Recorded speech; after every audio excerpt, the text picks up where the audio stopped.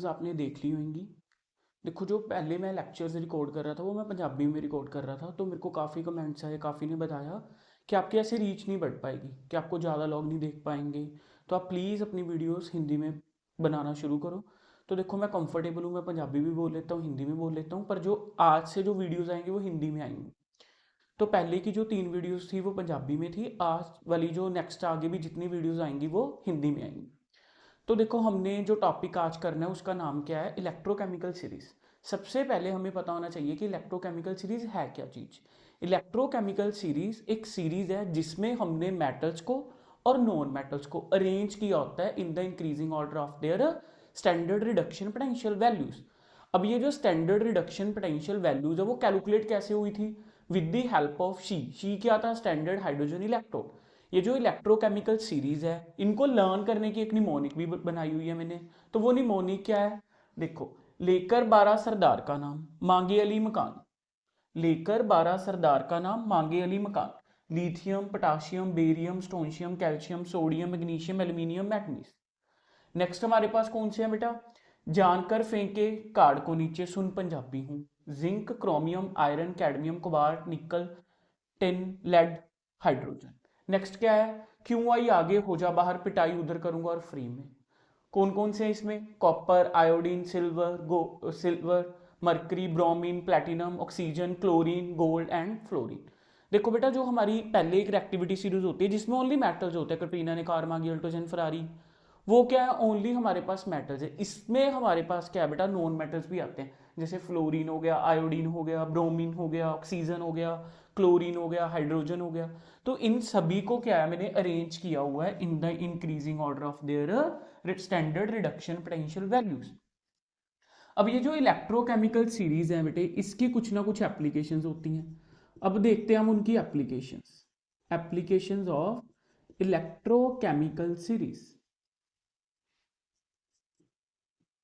अगर मैं पहली एप्लीकेशन की बात करूं तो मेरे को पता लग जाता है कि कौन बेटर रिड्यूसिंग एजेंट है और कौन ऑक्सीडाइजिंग एजेंट है। रिड्यूसिंग एजेंट कौन होता है, जिसकी खुद की क्या होती है, ऑक्सीडेशन। ऑक्सीडेशन अपनी कौन करवाएगा, जिसका रिडक्शन पोटेंशियल क्या होएगा बेटे, लो होएगा। तो जिसका रिडक्शन पोटेंशियल लो होएगा वो अपनी क्या करवाएगा, ऑक्सीडेशन। जिसकी ऑक्सीडेशन होती है वो क्या होता है बेटर रिड्यूसिंग एजेंट। अगर मैं बात करूं कॉपर और आयोडीन में से बेटर रिड्यूसिंग एजेंट कौन होएगा, देखते हैं। हमें पता है इधर आते हुए रिडक्शन पोटेंशियल की वैल्यू क्या कर रही है, इंक्रीज कर रही है। इसका रिडक्शन पोटेंशियल हाई है तो ये अपनी क्या करवाएगा, रिडक्शन करवाएगा। अगर ये अपनी रिडक्शन करवा रहा है तो ये क्या आएगा, बेटर ऑक्सीडाइजिंग एजेंट। ये क्या करवाएगा, अगर इसका रिडक्शन पोटेंशियल कम है ये अपनी क्या करवाएगा, ऑक्सीडेशन। तो ये क्या आएगा, बेटर रिड्यूसिंग एजेंट। ये क्या बन गया बेटे, बेटर रिड्यूसिंग एजेंट। और ये हमारे पास क्या बन गया बेटे, बेटर ऑक्सीडाइजिंग एजेंट। तो मैं ऐसे बोल सकता हूं कि अगर मैं नीचे की तरफ जा रहा हूं तो मेरे पास क्या है, वो वाला जो मेटल या नॉन मेटल है वो उतना अच्छा क्या होएगा, ऑक्सीडाइजिंग एजेंट होएगा। अगर मैं इधर की तरफ जा रहा हूं तो मेरे पास वो क्या होएगा, बेटर रिड्यूसिंग एजेंट होएगा। तो आपने सुना भी होएगा एक कंपाउंड LiAlH4, वो क्या होता है बेटे, बेटर रिड्यूसिंग एजेंट। क्योंकि लिथियम लिथियम क्या क्या होता है, रिडक्शन पोटेंशियल क्या है बेटे, कम। अगर उसका रिडक्शन पोटेंशियल कम है तो वो अपनी क्या करवाएगा, ऑक्सीडेशन करवाएगा। अगर वो अपनी ऑक्सीडेशन करवा रहा है तो वो क्या होएगा, बेटर रिड्यूसिंग एजेंट। पहली एप्लीकेशन में हमने क्या देखा कि हमें पता लग जाता है कि कौन सा बेटर रिड्यूसिंग एजेंट है और कौन सा बेटर ऑक्सीडाइजिंग एजेंट है। ऑक्सीडाइजिंग एजेंट कौन होता है, जो अपनी क्या करवाता है, रिडक्शन करवाता है। अगर वो अपनी रिडक्शन करवा रहा है तो इसका मतलब उसका रिडक्शन पोटेंशियल क्या होएगा बेटे, हाई होएगा। तो पहली एप्लीकेशन में हमने क्या देखा कि कौन सा बेटर ऑक्सीडाइजिंग एजेंट है और कौन सा बेटर रिड्यूसिंग एजेंट है। बाकी की एप्लीकेशन में हम क्या देखेंगे कि कौन सा मेटल ज्यादा रिएक्टिव है और कौन सा नॉन मेटल ज्यादा रिएक्टिव है।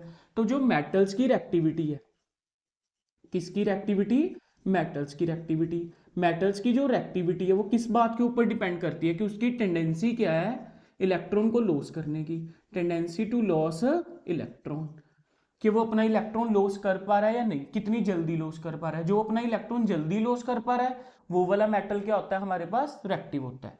कौन सा मेटल अपना इलेक्ट्रॉन जल्दी लॉस कर पाएगा, यानी कि कौन सा मेटल अपनी जल्दी ऑक्सीडेशन करवा पाएगा, तो हमारे पास वो वाले मेटल्स अपनी जल्दी ऑक्सीडेशन करवा लेते हैं जिनका रिडक्शन पोटेंशियल क्या होता है, लो।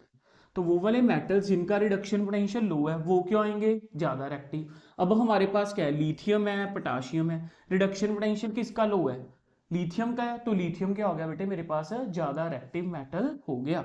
अब हमारे पास अगर कोई पूछे कि क्रोमियम और निकल में से कौन ज्यादा रिएक्टिव है, जिसका रिडक्शन पोटेंशियल कम है, रिडक्शन पोटेंशियल किसका कम है, क्रोमियम का कम है, तो क्रोमियम क्या हो गया, ज्यादा रिएक्टिव, निकल क्या हो गया, कम रिएक्टिव। वैसे ही करके हम क्या पता लगा सकते हैं कि कौन कौन से नॉन मेटल्स हैं, कि कौन कौन से नॉन मेटल्स हैं वो ज़्यादा रिएक्टिव है। नॉन मेटल्स की रिएक्टिविटी किस बात के ऊपर डिपेंड करती है, नॉन मेटल्स की जो रिएक्टिविटी है वो डिपेंड करती है टेंडेंसी टू गेन इलेक्ट्रॉन। अब इलेक्ट्रॉन कौन गेन करेगा, जो अपनी रिडक्शन करवाएगा, यानी कि उनका रिडक्शन पोटेंशियल क्या होना चाहिए, हाई होना चाहिए। तो रिडक्शन पोटेंशियल जिसका हाई होएगा जोन से नॉन मेटल का, वो हमारे पास क्या है बेटा, उतना ज़्यादा क्या होएगा, रिएक्टिव होएगा। ये हमारे पास कौन सी एप्लीकेशन थी जिसमें हमने देखा कि मेटल ज़्यादा रिएक्टिव है या नॉन मेटल ज़्यादा रिएक्टिव है। तो मेटल वो वाला रिएक्टिव होएगा जिसका रिडक्शन पोटेंशियल लो होएगा, नॉन मेटल वो वाला रिएक्टिव होएगा जिसका रिडक्शन पोटेंशियल हाई होएगा। नेक्स्ट हमारे पास कौन सी एप्लीकेशन आ जाती है बेटे, फिजिबिलिटी ऑफ ए रिएक्शन। काफ़ी बच्चे कंफ्यूज हो जाते हैं फिजिबिलिटी और स्पॉन्टेनिटी में। फिजिबिलिटी और स्पॉन्टेनियस बेटा एक ही बात होती है कि कोई रिएक्शन या कोई भी चीज़ जो अपने आप हो रही हो। स्पॉन्टेनियस प्रोसेस कौन सा होता है, जो अपने आप हो जाए, आपने जस्ट उसको एक बार इनिशिएट करना है। जैसे आपने कैंडल को बर्न किया, आफ्टर सम टाइम कैंडल अपने आप ही चलती रहती है। तो सिमिलरली क्या है, हम फिजिबिलिटी ऑफ रिएक्शन का पता लगा सकते हैं। जैसे मान लो मेरे पास क्या है बेटा, zinc plus copper plus 2 give rise to Zn+2 plus copper. जब आप ये वाली रिएक्शन का ई सेल निकालोगे, ई सेल का फार्मूला क्या होता था, ई कैथोड माइनस ई एनोड। तो देखो कॉपर क्या है हमारे पास, क्या है बेटा, नीचे आ रहा है, जिंक क्या है, ऊपर की तरफ है। तो बेसिकली कॉपर का रिडक्शन पोटेंशियल हाई है, ये वाली वैल्यू क्या है, हाई है। एनोड वाले की वैल्यू क्या है बेटा, लो है। कैसे पता लगा बेटा कि कॉपर कैथोड का काम कर रहा है, क्योंकि इसमें कॉपर की क्या हो रही है, रिडक्शन, जिंक की क्या हो रही है बेटा, ऑक्सीडेशन। तो हाई में से लो करोगे तो आपके पास वैल्यू क्या आएगी, पॉजिटिव। अगर ई सेल क्या होता है हमारे पास, पॉजिटिव होता है, तो उसका रिडक्शन पोटेंशियल क्या होता है बेटे हमारे पास, ई सेल हमारे पास अगर पॉजिटिव है तो रिडक्शन पोटेंशियल की वैल्यू क्या आ रही है, पॉजिटिव आ रही है। अगर ई सेल पॉजिटिव है तो वो वाला रिएक्शन क्या हो सकती है, वो वाली रिएक्शन क्या है, फिजिबल है। तो ऐसे करके आप क्या पता कर सकते हो कि हमारे पास क्या है बेटे, कि कौन सी रिएक्शन पॉसिबल है और कौन सी रिएक्शन पॉसिबल नहीं है। एक बेटा हमारे पास बहुत ही फेमस क्या होती है, कंटेनर प्रॉब्लम्स होती हैं। कंटेनर प्रॉब्लम्स में क्या है बेटा, देखो आपको क्वेश्चन आता है कि आप जिंक के कंटेनर में क्या है, कॉपर सल्फेट को रख सकते हो।